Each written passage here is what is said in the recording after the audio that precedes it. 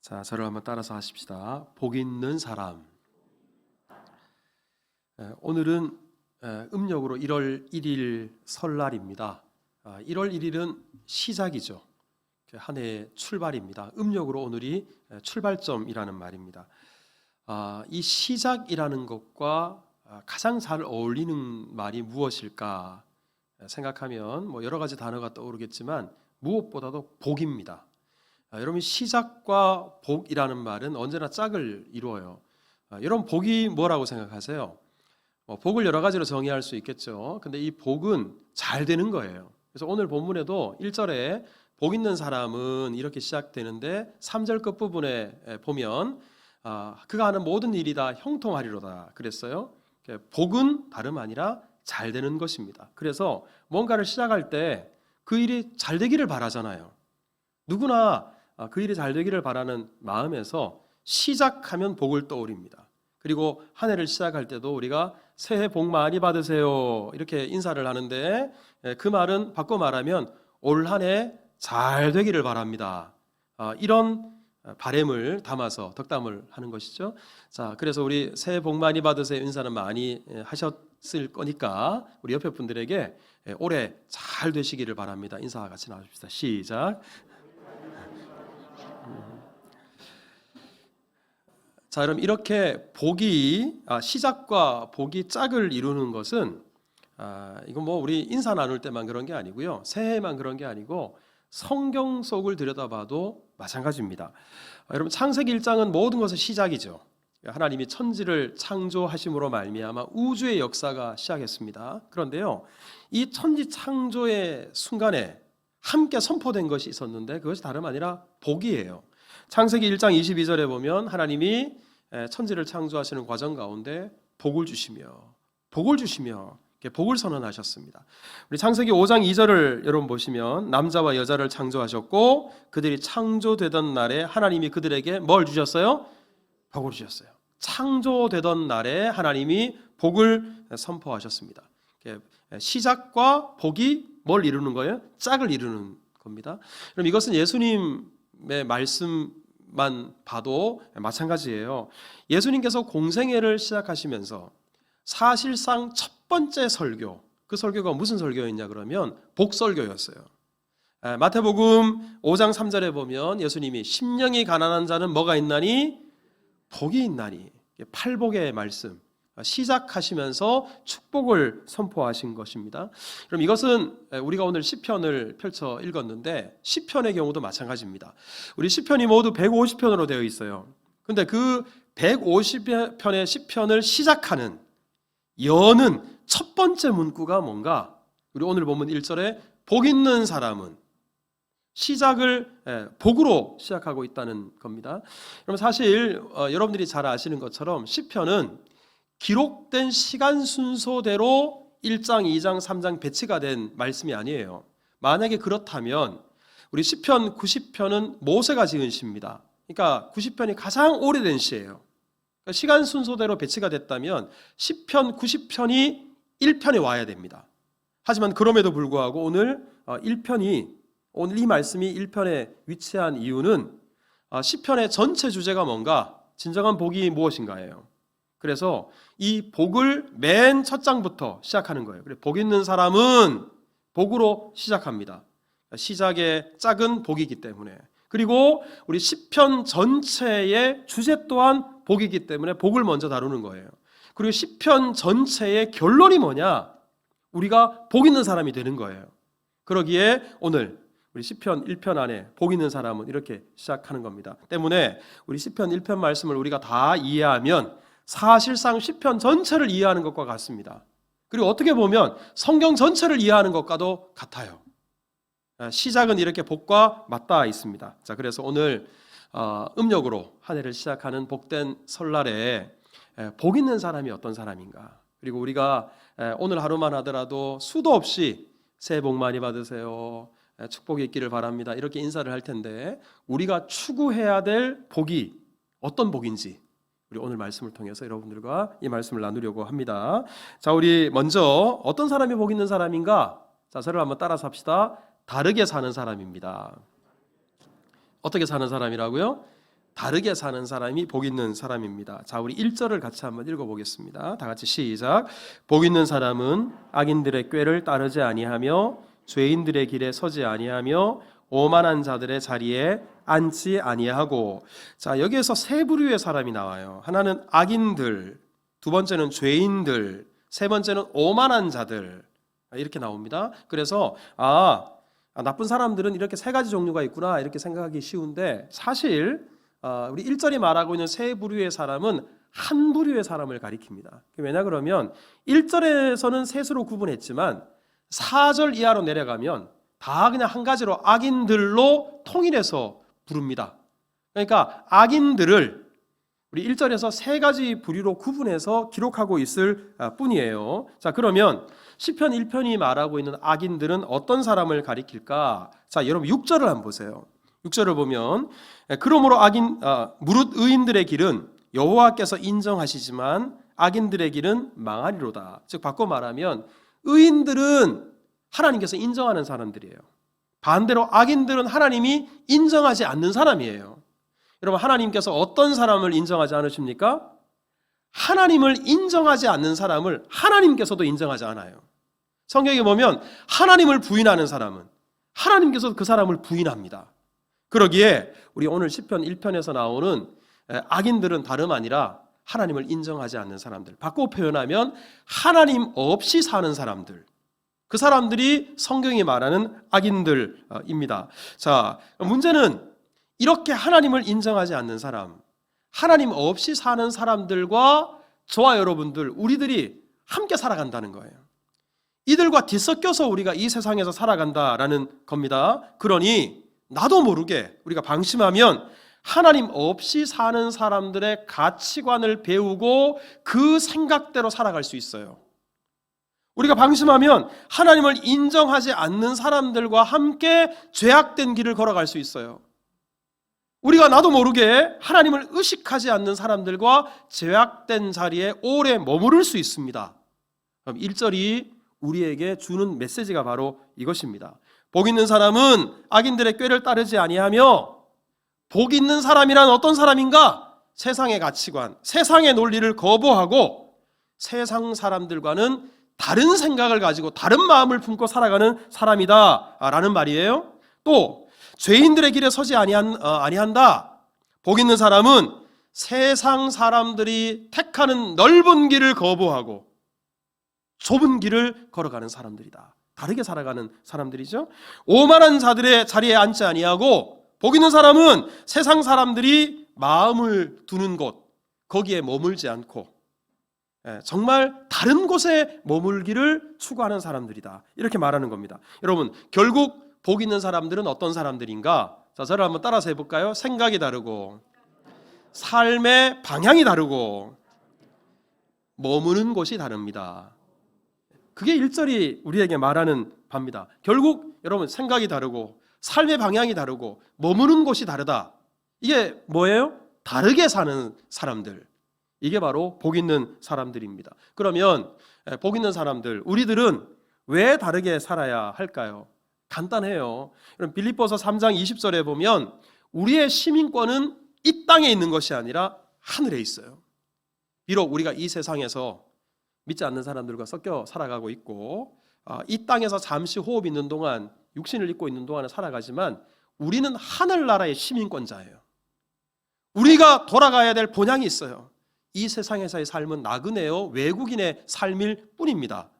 그러기에 우리는 이 세상에 하나님을 인정하지 않는 사람들, 하나님 없이 사는 사람들과 똑같이 생각하고 그 사람들이 걸어가는 똑같은 방향으로 걸어가며, 아니면 그 사람들이 머무는 자리에 머물러서는 안 돼요. 우리들은 다르게 살아야 되는 사람들입니다. 여러분, 이 20절 바로 앞절이 19절인데 19절에 이렇게 말씀합니다. 우리 같이 읽어볼까요? 시작. 그들의 마침은 멸망이요, 그들의 신은 배요, 그 영광은 그들의 부끄러움에 있고 땅의 일을 생각하는 자들이라. 여러분, 우리 이런 사람 아니잖아요. 우리의 마침이 멸망입니까? 아니죠. 우리에겐 영원한 생명이에요. 구원입니다. 여러분, 우리는 배를 섬기는 사람입니까? 아니죠. 우리는 하나님을 섬기는 사람들입니다. 우리의 영광은 부끄러움이 아니라 영원한 하나님의 나라를 유업으로 받게 되고, 그리고 예수 그리스도의 영광이 우리의 영광이 됩니다. 그러니 우리는 이 세상에서 악인들과 함께 살아갈지라도 우리는 신분이 다른 사람들이에요. 정체성이 다른 사람이에요. 그러니 우리가 다르게 살아가야 될 이유가 여기에 있는 겁니다. 여러분, 올 한 해 우리 서로 새해 복 많이 받으세요, 복 많이 받으세요 인사하잖아요.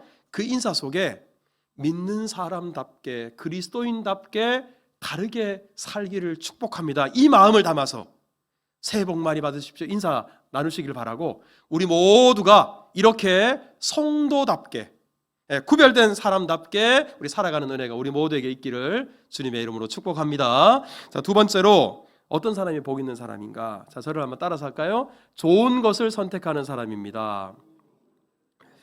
자, 우리 2절을 같이 한번 읽어보겠습니다. 2절 시작. 오직 여호와의 율법을 즐거워하여 그의 율법을 주야로 묵상하는도다. 자, 여러분 여기서 1절의 말씀이 보면 악한 사람들의 꾀를 따르지 말고, 죄인들의 길에 서지 않고, 오만한 자의 자리에 앉지 않고, 세 가지를 말씀에는 다 하지 않는 거예요. 그런데 여러분, 우리가 뭔가 나쁜 짓을 하지 않는 것으로 만족해서는 안 돼요. 이것은 대단히 소극적인 태도입니다. 나쁜 것을, 악한 것을 하지 않는 것에서 중단하지 않고 더 좋은 것을 적극적으로 해야 됩니다. 여러분, 이 적극적인 삶의 태도가 복 있는 사람들에게 필요한 거예요. 가령 알코올 중독자들이 술이 세상에 제일 좋은 줄 알아요. 근데 여러분, 이 알코올 중독자들이 술을 이기려면 단순히 술을 끊고 술을 마시지 않는 것에서 그치면 안 돼요. 그럼 또 허해져요. 이 세상에는 술보다 더 귀한 음료들이 얼마나 많은가. 명절에 많이 받으시는 홍삼차를 비롯해서 각종 차들과 커피와 아니면 다양한 것들, 여러분 술배가 아니라 다른 것으로 채울 때 술을 멀리하게 돼요. 실제로 여러분 알코올 중독자들 프로그램 중에 그냥 술을 마시지 않으면 허하잖아요. 여기에 우유가 되었건 물이 되었건 채우라 그래요. 안 채우면, 적극적으로 더 좋은 것을 선택하지 않으면 옛날에 그 나쁜 것을 다시 답습하게 되어 있기 때문에 그렇습니다. 여러분, 게임 중독자들 하루 종일 밤에 잠도 안 자고 게임만 해요. 여러분, 이런 사람들이 이 게임을 이길 수 있는 방법이 단순히 나 이제 게임 안 할 거야, 게임을 안 하는 것으로 만족하면 오래 가지 못합니다. 나도 모르게 다시 게임이 들고 있어요. 하지만 이 게임보다 더 좋은 것, 우리 바깥에 가서 활동적인 것, 더 유익한 것들을 적극적으로 선택해서 할 때 그 게임을 이길 수 있는 겁니다. 여러분, 에베소서 4장 28절에 보면 도둑질을 하지 못하도록 하기 위해서 어떻게 권면하는지 보십시오. 도둑질하는 자는 도둑질하지 말고, 자, 도둑질하지 말아야죠. 하지만 하지 않는 것으로 만족하지 말고 가난한 자에게 구제할 수 있도록 수고해서 선한 일을 하라. 하지 않는 소극적인 방법을 넘어서 더 적극적으로 내가 수고해서 이제는 다른 사람에게 주는 인생이 될 때 더 이상 도둑질하지 않는 거예요. 우리 그 다음 절을 보십시오. 29절에 보면 더러운 말을 자주 하는 사람, 욕하고 입만 열면 뒷담화하고 다른 사람들을 비난하고 비판하고 정죄하고, 여러분 이거 우리 입에서 끊어야 되잖아요. 그런데 단순히 그래 내가 더러운 말은 앞으로 내뱉지 말아야지, 이거 소극적인 거예요. 여기서 정말 우리가 더러운 말을 끊으려면 이제는 입을 열면 다른 사람을 칭찬하고 축복하고 다른 사람들에게 은혜를 끼칠 수 있는 말을 적극적으로 더 해야 돼요. 그래야 더러운 말을 끊을 수 있는 겁니다. 마찬가지로 우리가 악인들의 꾀를 따르지 않고 죄인들의 길에 서지 않으며 오만한 자의 자리에 앉지 않으려면 안 하는 것으로 만족해서는 안 되고 더 좋은 것을 선택해야 됩니다. 그럼 더 좋은 것이 무엇일까? 자, 저를 한번 따라서 합시다. 하나님의 말씀입니다. 여러분, 우리 하나님 악인들의 꾀를 따르지 말라 그랬잖아요. 이 악인들의 꾀를 바꾸어 말하면 세상 사람들이 추구하는 지혜예요. 자, 그런데요, 이 세상 사람들이 추구하는 가치관, 처세술, 지혜, 이런 것을 따르기를 거부하는 것으로 만족하지 말고 우리는 진정한 지혜는 하나님의 말씀 안에 있다. 이 하나님 말씀을 가까이 하게 될 때 악인들의 꾀를 따르지 않게 되는 겁니다. 또한 여러분, 우리 죄인들이 걸어가는 그 죄악된 길, 삶의 잘못된 방향, 그리고 우리 이 세상 사람들이 늘 안주하고 머무르기를 원하는 곳, 이것을 벗어나기를 원한다면 정말 하나님의 말씀이 우리 가운데 채워져야 돼요. 주의 말씀은 내 발의 등이요 내 발의 빛이다. 말씀이 가리키는 방향으로 갈 수 있어요. 말씀이 멈추라고 하고 머물라고 하는 곳에 머물 수 있어요. 그러기에 단순히 하지 않는 것을 그치지 말고 하나님의 말씀, 더 좋은 것을 선택해야 되는 겁니다. 여러분, 오늘 우리가 읽은 이 2절 말씀이 시편 1편에서만 이 말씀을 하는 게 아닙니다. 성경에 찾아보면 여러 곳에서 똑같은 말씀을 해요.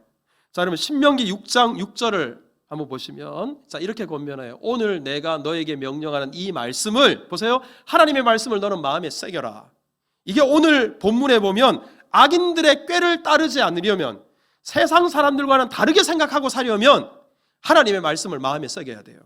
이 같은 것을 말하고 있는 겁니다.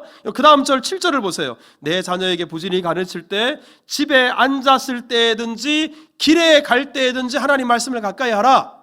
우리가 죄인들의 길에 서지 않으려면 길을 갈 때도 하나님 말씀을 가까이 해야 돼요. 우리가 오만한 자의 자리에 함께 앉으려면 앉았을 때든지 이 말씀을 가까이 하고 말씀을 묵상할 수 있어야 됩니다. 사실상 같은 것을 말씀하고 있는 거예요. 신명기 17장에 보면 이스라엘에서 왕이 될 사람들에게 명령하신 것들이 몇 가지가 나오는데, 그 중에 가장 중요한 게 뭐냐 그러면, 자, 신명기 17장 18절에 나와요. 그가 왕위에 오르거든 이 율법서의 등사본을 레위 사람 제사장 앞에서 책에 기록하게 해라. 그러니까 이 말입니다. 여러분, 요즘은 등사, 복사하는 게 쉽잖아요. 기계에 넣기만 하면. 아니면 우리 문구점에 가서 제본 하나 해주세요 그러면 복사 딱 해서 책과 똑같이 만들어내잖아요. 하지만 이때 당시만 하더라도 등사하는 거, 복사하는 거는 일일이 받아 적어야 돼요. 그러니까 왕이 된 사람은 율법은 한 권밖에 없어요. 원본은 하나밖에 없어요. 이 원본인 하나님의 말씀을 서기관, 필사자들을 시켜서 그대로 토시 하나 틀리지 않게, 점 하나 틀리지 않게 똑같이 복사하게 합니다. 그런 다음에 그 하나님의 말씀을, 그 다음 절을 한번 보세요. 평생에 자기 옆에 두고 읽으라 그래요. 하나님 말씀을 가까이 하라고 합니다. 여러분, 왜 왕이 하나님 말씀을 곁에 두어야 될까? 그래야 왕이 악한 사람들의 꾀를 쫓지 않아요. 잘못된 길로 가지 않아요. 그리고 잘못된 자리에 앉지 않아요. 하나님 말씀을 가까이 하게 될 때 왕이 복된 사람이 됩니다. 여러분, 왕이 복된 사람이 돼야 백성이 복된 거고 나라가 복된 나라가 될 수 있는 거 아닐까요? 그러니까 무엇보다도 하나님 말씀을 왕은 가까이 해야 된다. 그렇게 말씀하는 거예요. 여호수아 1장에 보면 모세가 이제 자기의 소임을 다 끝내고 이제 후계자였던 여호수아에게 200만이 넘는 이스라엘 백성들을 맡기고 자기가 물러날 때가 되었습니다. 자, 이때 얼마나 할 말이 많았겠어요. 얼마나 남길 말이 많았겠어요. 그런데 모세가 여호수아에게 무슨 말을 남겼냐면 1장 8절인데, 자, 우리 같이 한번 읽어볼까요? 시작. 이 율법책을 내 입에서 떠나지 말게 하며 주야로 그것을 묵상하여 그 안에 기록된 대로 다 지켜 행하라. 그리하면 내 길이 평탄하게 될 것이며 내가 형통하리라. 근데 여러분, 모세가 여호수아에게 남겨준 이 말, 당부한 이 말이 사실상 시편 1편 말씀과 똑같아요. 보세요. 이 율법책을 내 앞에서 떠나지 않게 하라. 즉 오늘 2절에 여호와 율법을 즐거워해라. 그 율법을 주야로 묵상해라. 오늘 보면 2절에도 율법을 주야로 묵상해라. 똑같죠? 이렇게 하나님 말씀을 가까이 할 때 맨 끝부분을 보십시오. 네가 네 길이 평탄하게 될 것이고 형통하리라. 오늘 보면 3절 끝부분에 보면 그가 하는 모든 일이 다 형통하리로다. 사실상 똑같은 말씀입니다. 여러분, 모세가 당부하고 싶은 말, 남겨주고 가르쳐줘야 될 것이 많겠지만 무엇보다도 하나님의 말씀을 가까이 해라. 그래야 백성들이 정말 여호수아로 말미암아 가나안 땅에 들어갈 뿐만 아니라 가나안 땅에서 정말 하나님을 경외하고 복된 사람으로 살아갈 수 있으니까, 무엇보다도 하나님 말씀을 가까이 하게 될 때, 하나님의 말씀을 가까이 하는 게 다른 게 아니에요. 하나님을 가까이 하는 거예요. 우리 시편 73편 28절에 이렇게 말씀합니다. 하나님께 가까이 함이 내게 복이라. 믿으십니까? 여러분, 우리가 어떻게 눈에 보이지 않는 하나님을 가까이 할 수 있어요? 가장 확실한 방법이 있어요. 하나님의 말씀을 가까이 하는 거예요. 그렇게 될 때 우리는 하나님을 가까이 할 수 있는 겁니다. 사랑하는 성도 여러분, 올 한 해 정말 우리가 복 있는 사람으로 살아가기 원한다면 무엇보다도 하나님 말씀을 가까이 하십시오. 이 말씀을 가까이 할 때 이 말씀의 은혜와 능력이 우리 가운데 임함으로 어떤 난관과 시험이 우리에게 닥칠지라도 끝내는 승리하게 하실 줄 믿습니다. 이런 은혜가 여러분 가운데 있기를 바랍니다. 자, 세 번째, 어떤 사람이 복 있는 사람인가? 자, 저를 한번 따라서 합시다. 하나님과의 관계가 바로 서 있는 사람. 누구와의 관계가 바로 서 있어요? 하나님과의 관계가 바로 서 있어요. 자, 우리 3절을 같이 한번 읽어봅시다. 시작.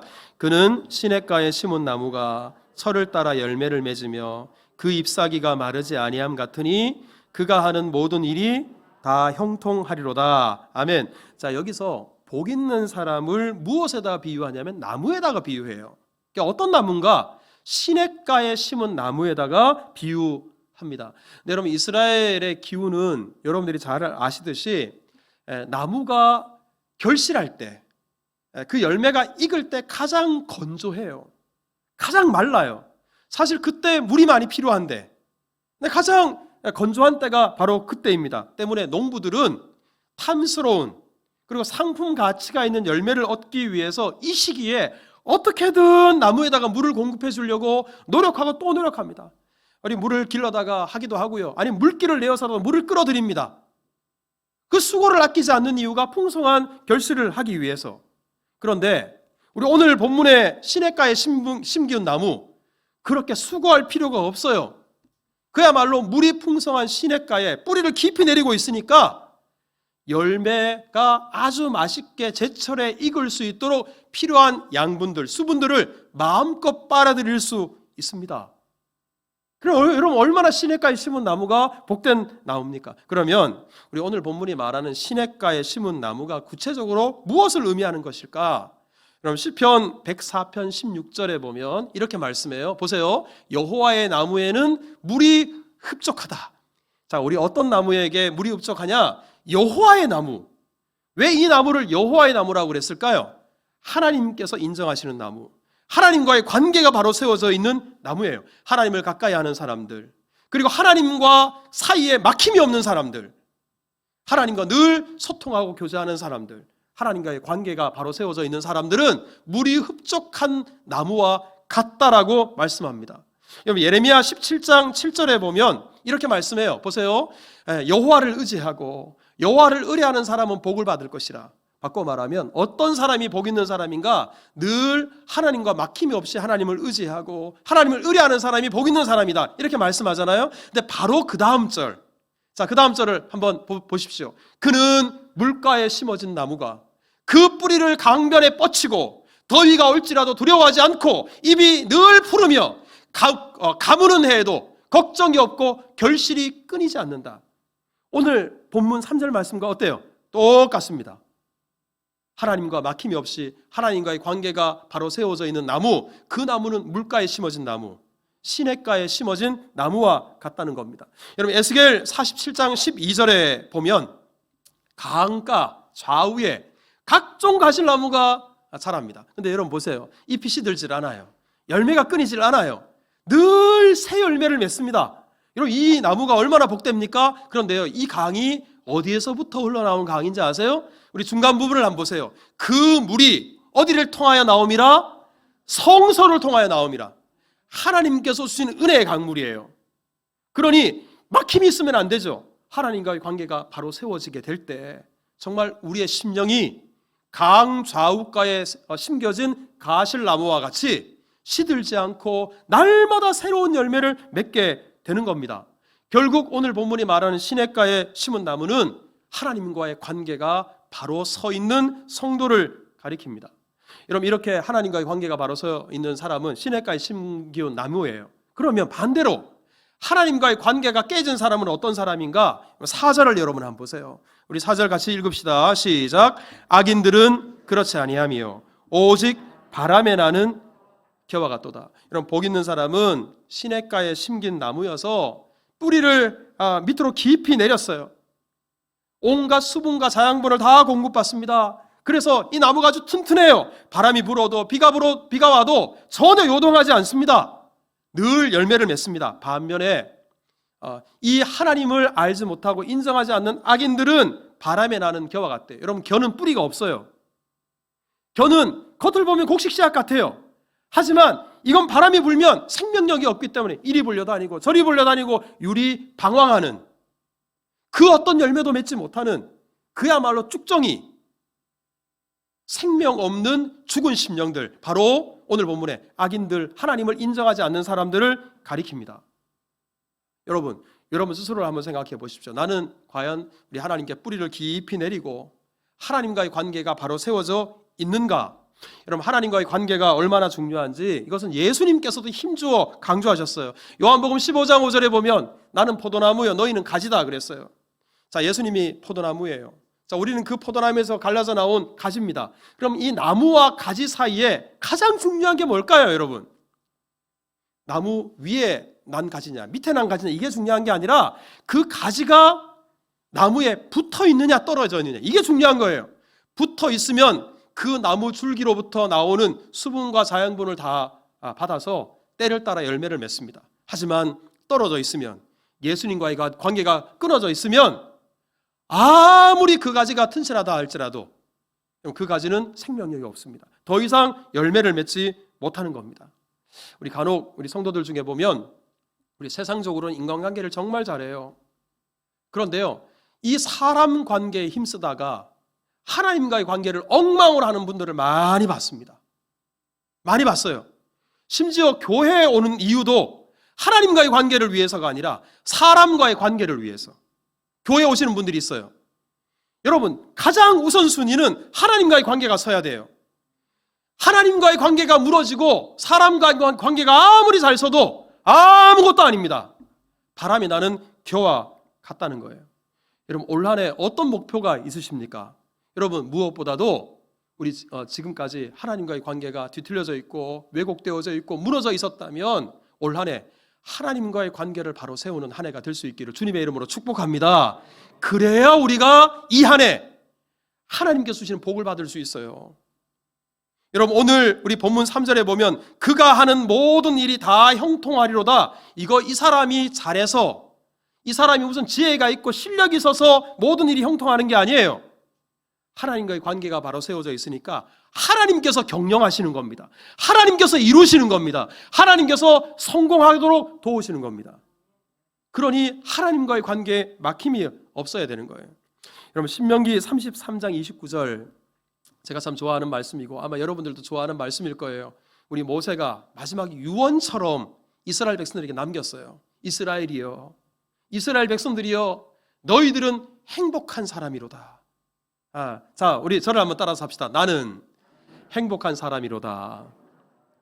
여러분, 믿으십니까? 그런데요, 여기서 이 행복한 사람이로다 이걸 좀 다르게 바꾸면 오늘 본문하고 사실상 단어가 같아요. 그러니까 너는 행복한 사람이로다, 이 말은 나는 복 있는 사람이다. 왜 복 있는 사람인가? 여러분, 이어지는 말씀을 보십시오. 여호와의 구원을 너같이 얻은 백성이 누구냐? 그는 너를 돕는 방패고 내 영광의 칼이고, 그리고 언제나 하나님이 너와 함께 하시고 너를 지켜주신다. 이런 사람이야말로 진짜 행복한 사람, 진짜 복된 사람이 아닌가? 모세가 이런 영적인 자부심을 가지고 살라라고 이야기했어요. 사랑하는 성도 여러분, 올 한 해 우리가 추구해야 될 행복이 다른 데 있는 게 아니에요. 우리 새해가 되면 우리 새해 복 많이 받으세요. 우리 카카오톡으로 SNS 보낼 때 그 새해 복 많이 받을 복주머니가 있고, 우리 그 SNS 그 사진을 딱 클릭하면 복주머니에서 돈이 확 쏟아져요. 물론 부자 되십시오, 여러분. 그리고 계획하신 일 다 이루십시오. 하지만 그 일도 귀하지만 그것보다 더 앞세워야 될 것, 더 중요한 것은 하나님과의 관계가 세워져야 돼요. 이거 무너지고 아무리 돈이 쌓여도 그 돈이 복이 되는 것이 아니라 오히려 우리의 발목을 잡습니다. 우리를 패망의 길로 이끌 수 있어요. 사랑하는 성도 여러분, 올 한 해 정말 복 많이 받으시기를 바랍니다. 세 가지를 말씀드렸어요. 올 한 해 그리스도인답게 다르게 살기를 바라고, 올 한 해 더 좋은 것을 선택하실 때 하나님 말씀을 선택하기를 바라고, 우리 올 한 해 무엇보다도 우리 하나님과의 관계가 바로 세워져 있는, 그래서 하나님께서 이루시는, 하나님께서 형통하게 하시는 그 놀라운 은혜의 주인공, 축복의 주인공들이 다 되실 수 있기를 주님의 이름으로 축복합니다.